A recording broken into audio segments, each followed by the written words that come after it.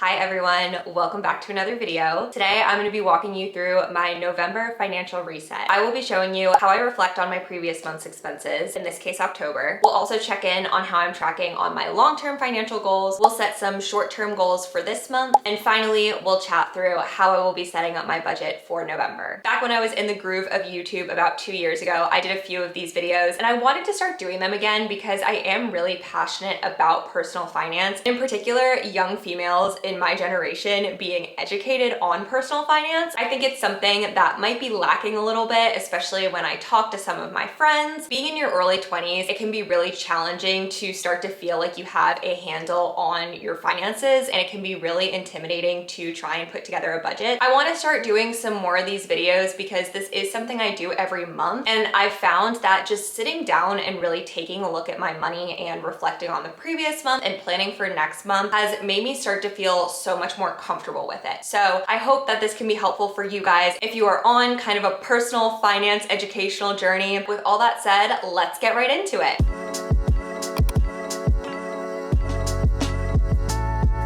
So I always start my financial resets by reviewing and reflecting on my purchases the month before. And the way that I do this is I basically conduct an audit of my purchases. So I pull up my different credit card accounts and I just go through every transaction that I made in the past month. And then as I'm going through, I'm asking myself some questions. Am I seeing any charges from subscriptions that I forgot to cancel? Am I seeing anything that looks kind of suspicious, like it could be fraud, or any random charges that I can't tell where they're coming from? I'm kind of just doing a gut check and making sure that everything makes sense. After I go through and do that, I go through each transaction one by one and I make sure that all of those are reflected in my transactions tracker in my budget spreadsheet. So I took care of these steps yesterday before filming this video. I figured that it wouldn't be super interesting to just be watching me go through all of my credit card statements. Everything that you guys see reflects what I have spent in October up to this point. Right now it's October 26th, so I am filming this a little bit early, so the month isn't quite over yet, which you guys will see in the budget spreadsheet, like how that kind of impacts things, but wanted to make sure that everything was at least as up to date as I could have it be. So now that we've done all that, we'll actually go ahead and move over to my budget tracker. I use the yearly budget Google Sheets template from CoPlenty. I've been using theirs for a little over 2 years now. I'll link it down below for you guys. If you like this budget tracker and it makes sense to you, I do have a code with them. Reese10 will get you 10% off your purchase of any of their templates. They have a more simplified, beginner-friendly version, and then they also have a more advanced one with more advanced tracking features. I'll go through and show you guys the one that I'm using. So going to my transactions for October, we'll just go right down here to the transactions tracker in this section. And you can see here, this is where I have listed every single transaction that I had for the month of October, including all my credit cards and then also my bank account. Now I just do another scan of the transactions, but this time when I'm looking at them, I'm actually reflecting on where my money was going the past month. Some of the questions that I like to ask myself are, one, are the majority of these purchases things that I like? Obviously, some stuff is just essentials like rent and internet and stuff like that, but of my purchases that were non-essential, are these things that I actually liked and enjoyed spending my money on? Another thing that I want to make sure are these purchases things that I remember purchasing? If you're taking a look at your transactions and you don't really even remember making that purchase, it's probably not something that was worth your money. And then the last question I use to reflect a little bit is thinking about how many of these purchases were intentional purchases and how many of these things were more impulse buys. I can call myself out right here. On the 3rd of October, I very much had an impulse buy. I love this consignment store. I'm always consigning my clothes there. The problem is whenever I go to consign my clothes, I can't help but look around at what they have. And I did end up making a good size impulse buy of clothes that I was not planning on buying this month. I will say all of the pieces that I bought were ones that I see myself wearing a lot and also lasting a really long time and were really great prices. So I was kind of able to justify it, but that is one thing that I kind of like to keep an eye on is, okay, how often am I doing that? The purpose of this reflection is not to get regretful or shame yourself or beat yourself up over how you're spending your money or anything like that. You really want to just look at it as a way of collecting data about how you're spending your money so that if you do want to make adjustments to meet certain goals, you can actually make those and know some areas that you may need to adjust. So with that said, I do not regret that $130 impulse purchase at all, but it is data and it is something to kind of keep in mind. So after reflecting on the previous month's expenses, the next step in this process for me is to check on my long-term money goals. I have two big long-term money goals at the moment. My first is to save 100K by 26. For reference, I just turned 24, so I do have a bit of time left. And then my next one is a shorter, longer term goal, which is to save 3,500 by this May for a Europe trip that my boyfriend and I are planning on taking. So to check in on that first goal, I calculate my net worth. I take a look at all of my bank accounts, my credit card accounts, my investments, my savings, and I put it all in the net worth dashboard of the CoPlenty spreadsheet, and it gives me a nice summary of my current net worth. We're gonna go ahead and do that together now, so you guys will get to see along with me how I am doing on this. So if you go into this tab at the very end of the spreadsheet, this is the net worth dashboard. And I really like this because you can enter in all of your own categories. So no matter how many cash and bank accounts you have, investments, properties, other assets, all of that you can enter in.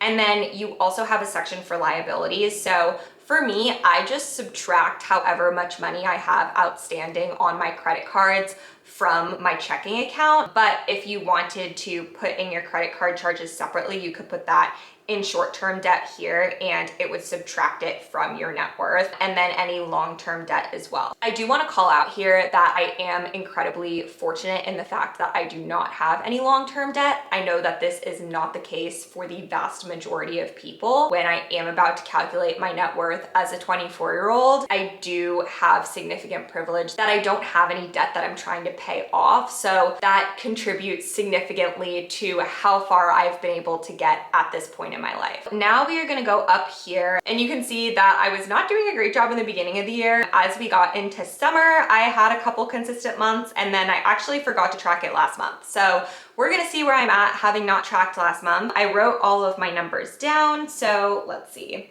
First, I'll enter in my checking account right now and like I said, this is my checking account minus the outstanding balances on my credit card, which I just subtracted. And then I also have my emergency fund. You'll notice my emergency fund is a little bit lower than the last time I tracked it. And the reason for that is because I took some money from my emergency fund and actually created a new moving fund. I will likely be moving at the end of this year, so I need to start saving for that as well. Then I have my travel fund.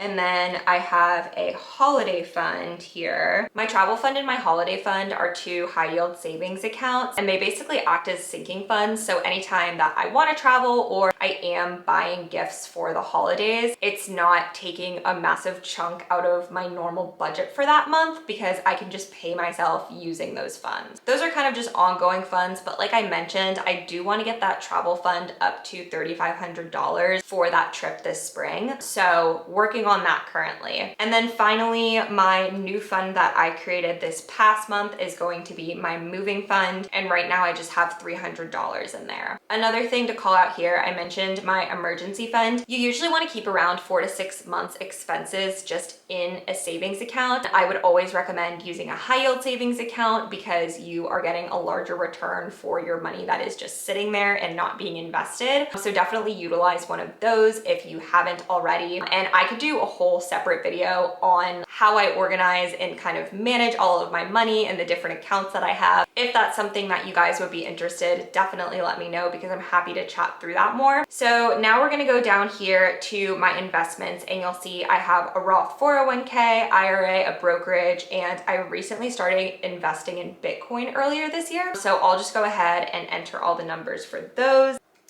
And again, my investments and how I started investing and what I choose to invest in, happy to do a whole other video on that. But for now, I'll just show you guys what I have in all of those accounts as I'm calculating my net worth here.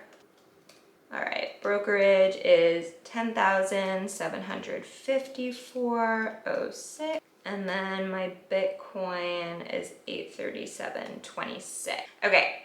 So that is all of those accounts. And then I don't have any properties or other assets. And then I already chatted through the debt section. Now that I have all of that entered in, we can go up to the top here and see how I'm doing. My current total net worth is $77,520.59.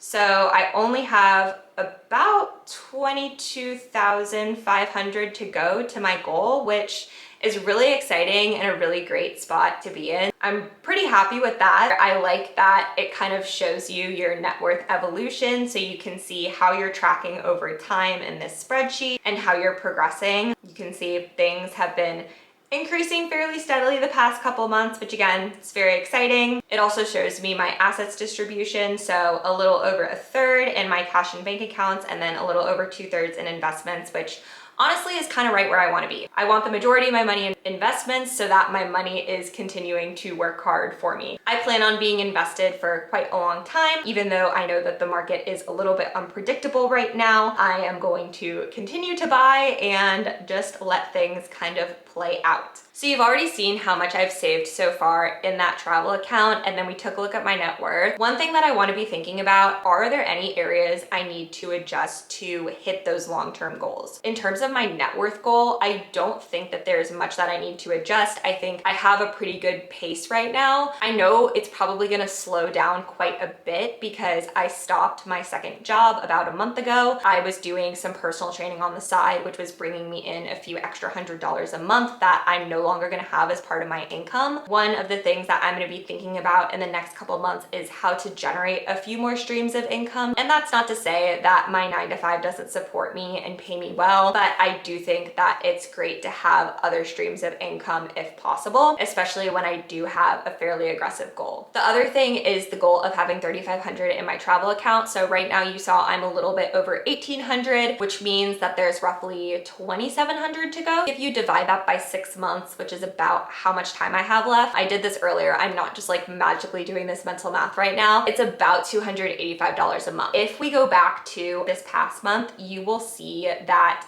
I didn't actually save any money for my travel fund this month. Oh, that's a lie. I saved $50. Normally, I aim to put about $200 in that fund every month. The reason that I didn't this past month was because that money went toward the actual travel I was doing that month. It wouldn't make sense to put money into that account and then I would just be taking it back out to pay myself. But that is one thing that I will probably want to start to adjust next month and save a little bit more aggressively for, bringing my savings up for travel to $285 a month if I can. The next thing that I want to do after checking in on those long-term goals is set new short-term goals for this next month, and also any other long-term goals that I want to add. So one that I mentioned that will be newer is that I am moving at the end of May, and I'm probably gonna want at least $2,000 in that fund. I know it takes a lot more money than $2,000 to move, and thankfully I do have that emergency fund to pull on those savings if need be, but I would like to have a good starting place. I want to probably be saving about as much in my moving fund each month as I'm also doing in travel. That would be another $285 in that moving fund each month. That is gonna be a goal for me if I can do that this next month. We're gonna see when I start to plan this budget for November if I have enough to allocate towards those two. In terms of my other money goal for this next month, I actually already mentioned it. By the end of the month, I do want to have another stream of income besides my 9-to-5. Maybe not a consistent one, but at least in the month of November. So one thing that I am working on right now is learning how to create some digital products that I can start selling on different platforms. So that is another short-term goal that I do have for this next month, figuring out a way to make that happen. So now that we have gone through all of our reflecting and goal setting, now we are finally going to do my budget for November. Okay, so we are gonna move over here to the November tab. As you can see, everything is pretty blank right now. The reason that that left to spend is negative $804 is because I haven't actually gotten my second paycheck for October yet. This left to spend up here, that also pulls from any rollover that you have from the previous month. If that previous month's rollover is negative, like you overspent or went over your budget, in my case, I just haven't gotten my second paycheck, so it's not taking that income into account here. That's the reason why that number would end up negative. If you have leftover money from the previous month, say you ended up making more than you thought you would, or you didn't use up your whole budget, that number would be positive and it would be added to the amount you have left to spend in this month. So when I am budgeting, I always start with my predicted income. And so for me, that is my 2 paychecks right now. These are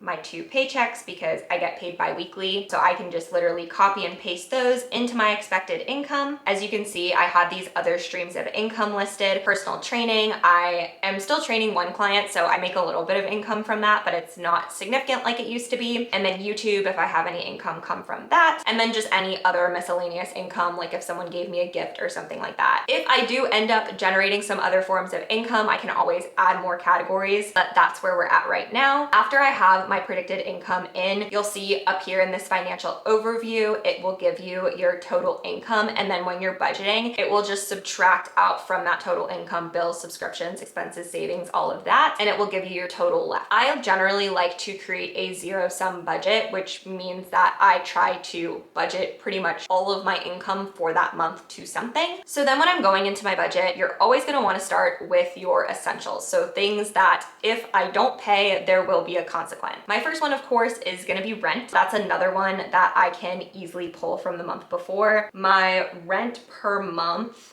is $15.15, and that's my rent plus my renter's insurance. And then utilities, I will kind of just guesstimate this based on the previous couple of months, what it's looking like. It's usually about $125, and then my car insurance is $178, and my internet is $85. And you can see it also has the due dates for all of these in here, so I can kind of keep track of when that's coming down the pipe. And then when I pay it, I just go ahead and check it off on the side right here. So then moving on to my other essentials, I go over to expenses and I kind of organize them so that all of my essential expenses are stacked at the top, and then my non-essentials are kind of down at the bottom. So I kind of move from top to bottom when I'm doing these. Starting with groceries, I'm gonna be budgeting $350 for groceries this month. I was doing a good amount of travel the past few months, so my grocery budget was a little bit lower, but since I'm gonna be here for the majority of the month, I'm gonna bump it up a little bit. If I end up not using as much as I thought, I'll just have a little bit left over to put somewhere else. Sorry if the camera angle ended up changing. My camera was about to die, so I needed to get up and put in a new battery super fast. Going back to our essential expenses, because I believe that's where we were. Next thing is fuel. I usually allocate about $70 for fuel. That's usually about 2 tanks of gas for me. Drugstore, I don't think I actually need any money here this month because I don't have anything that I need to buy from there. I also picked up my refills on my medications, which last me 3 months, so I'm actually not gonna budget anything for that this month. Household essentials, I might need a couple things, so I'll just throw $15 in there. Car maintenance, hopefully nothing comes up. I'm not planning on getting anything. Same thing with medical. And then miscellaneous essentials, I always just throw $20 in here just as kind of like a little bit of excess in case, I don't know, I need to like grab something random. I really try to not file anything in a miscellaneous category and kind of give everything a category, but that's kind of like a just in case fund. So those were all of my essential expenses. And once I have all of those is when I move over to actually my savings before I go to my non-essential expenses. And that's because I want to make sure that I am paying myself first. I am making sure that I am getting the money that I want to in my investments accounts, and then whatever is left over is going to be allocated towards those non-essential expenses. Roth IRA, I am always putting $600 in there every month, which helps me max it out. My brokerage account, I'm going to be allocating $150 to that. It used to be a little bit higher, and then I don't have my second job anymore. Right now, we're just going to be $150. Bitcoin, I have been doing $10 a week, so that is $50 into my Bitcoin. Travel fund, I mentioned I want to get it up to $285, so we're going to go to $285 $285 there. I think I'm probably